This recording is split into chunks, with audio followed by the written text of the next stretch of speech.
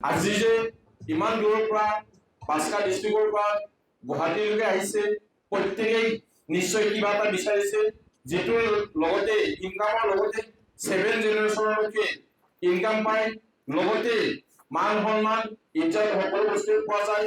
আৰচিএমত প্ৰগ্ৰেমত আহিছো, এইটো কাৰণে আহিছো, আৰচিএমৰ পৰা আমাক কিবা লাগে, তো সেইকাৰণে আমি এনেকুৱা প্ৰগ্ৰেমত উপস্থিত হৈছো।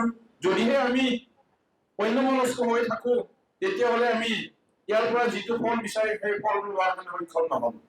তো আমি এই প্লেটফৰ্মত আহি যিখিনি আমি ল'ম, সেইখিনি যাতে আমি চিৰ জীৱনৰ কাৰণে আমাৰ এটা চিৰস্মৰণীয় হৈ কাম কৰাৰ আগবাঢ়ে, তো তেনেকুৱা মনত কাম কৰিব লাগিব।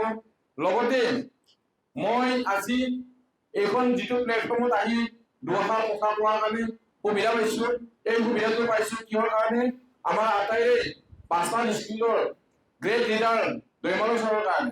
তো আমি প্ৰত্যেকে আহিছো আজি দৈমালু ছাৰৰ আশীৰ্বাদৰ কাৰণে, কাৰণ তেখেতে যদি আমাক এনেকুৱা প্লেটফৰ্ম এটা ৰাস্তা নেদেখুৱালেহেঁতেন, তো আমি এই প্লেটফৰ্মত কথা কোৱাৰ কাৰণে সুবিধা নাপালোহেঁতেন।